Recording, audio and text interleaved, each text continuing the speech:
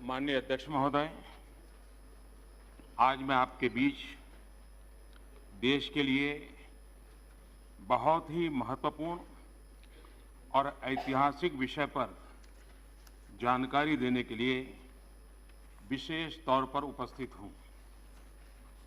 ये विषय करोड़ों देशवासियों की तरह ही मेरे हृदय के भी करीब है और इस पर बात करना मैं अपना बहुत बड़ा सौभाग्य समझता हूं।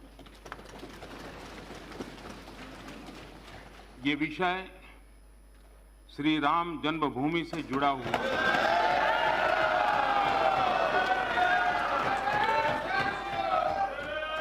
ये विषय है अयोध्या में श्री राम जन्मस्थली पर भगवान श्री राम के भव्य मंदिर के निर्माण से जुड़ा हुआ है। माननीय अध्यक्ष महोदय, 9 नवंबर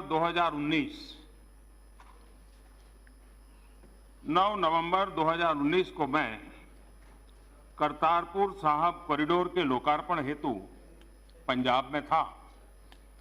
गुरु नानक देव जी का 550वां प्रकाश पर्व था। बहुत ही पवित्र वातावरण था। उसी दिव्य वातावरण में मुझे देश की सर्वोच्च अदालत द्वारा राम जन्मभूमि विषय पर दिए गए ऐतिहासिक फैसले के बारे में पता चला था।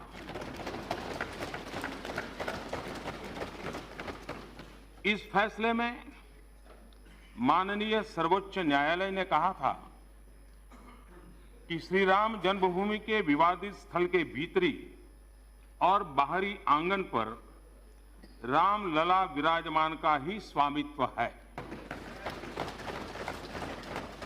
माननीय उच्चतम न्यायालय ने अपने आदेश में ये भी कहा था कि केंद्र और राज्य सरकार आपस में परामर्श करके सुन्नी सेंट्रल वक्फ बोर्ड को 5 एकड़ जमीन आवंटित करें।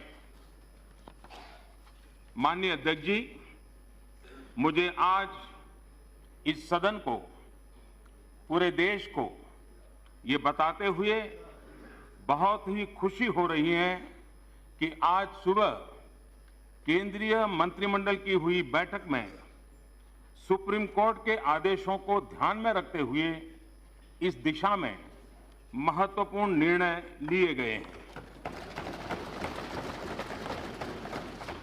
मेरी सरकार ने सुप्रीम कोर्ट के निर्देशानुसार श्री राम जन्मस्थली पर भगवान श्री राम के भव्य मंदिर के निर्माण के लिए और इससे संबंधित अन्य विषयों के लिए एक बृहद योजना तैयार की है।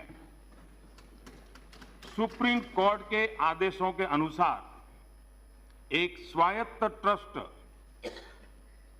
श्री राम जन्मभूमि तीर्थ क्षेत्र, ट्रस्ट का नाम होगा श्री राम जन्मभूमि तीर्थ क्षेत्र, श्री राम जन्मभूमि तीर्थ क्षेत्र का गठन करने का प्रस्ताव पारित किया गया है।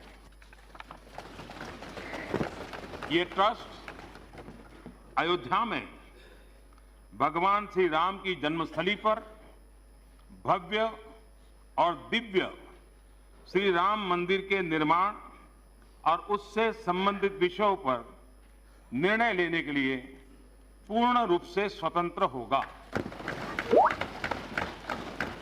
माननीय अध्यक्ष जी, माननीय सर्वोच्च अदालत के आदेश अनुसार गहन विचार विमर्श और संवाद के बाद अयोध्या में 5 एकड़ जमीन सुन्नी वक्फ बोर्ड को आवंटित करने का अनुरोध उत्तर प्रदेश सरकार से किया गया।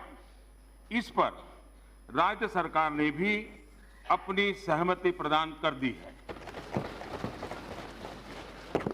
माननीय अध्यक्ष जी, भारत की प्राणवायु में, भारत के आदर्शों में, भारत की मर्यादाओं में भगवान श्री राम की महत्ता और अयोध्या की ऐतिहासिकता से, अयोध्या धाम की पवित्रता से हम सभी भली भांति परिचित हैं। अयोध्या में भगवान श्री राम के भव्य मंदिर के निर्माण, वर्तमान और भविष्य में रामलला के दर्शन करने के लिए आने वाले श्रद्धालुओं की संख्या और उनकी भावनाओं को ध्यान में रखते हुए सरकार द्वारा एक और महत्वपूर्ण निर्णय लिया गया है। मेरी सरकार ने फैसला किया है कि अयोध्या कानून के तहत अधिगृहित संपूर्ण भूमि, जो लगभग 67.703 एकड़ है और जिसमें भीतरी और बाहरी आंगन भी सम्मिलित है, उसे नवगठित श्री राम जन्मभूमि तीर्थ क्षेत्र को हस्तांतरित किया जाए।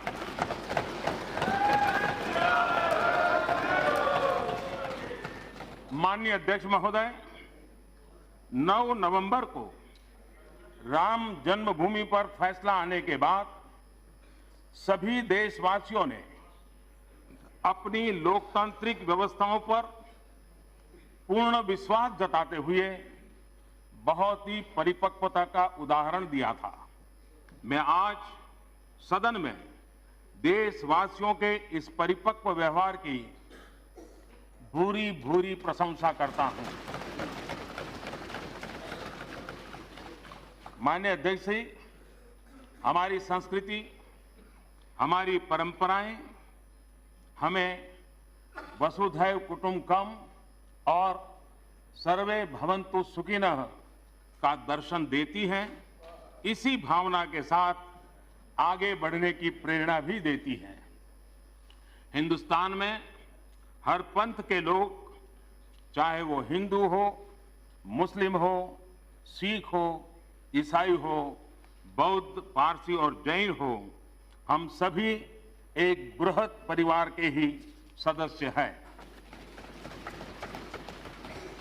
इस परिवार के हर सदस्य का विकास हो, वो सुखी रहे, स्वस्थ रहे, समृद्ध बने, देश का विकास हो, इसी भावना के साथ मेरी सरकार सबका साथ, सबका विकास, सबका विश्वास के मंत्र पर चल रही है। आइए इस ऐतिहासिक क्षण में हम सभी सदस्य मिलकर अयोध्या में श्री राम धाम के जीर्णोद्धार के लिए, भव्य राम मंदिर के निर्माण के लिए एक स्वर में अपना समर्थन दें।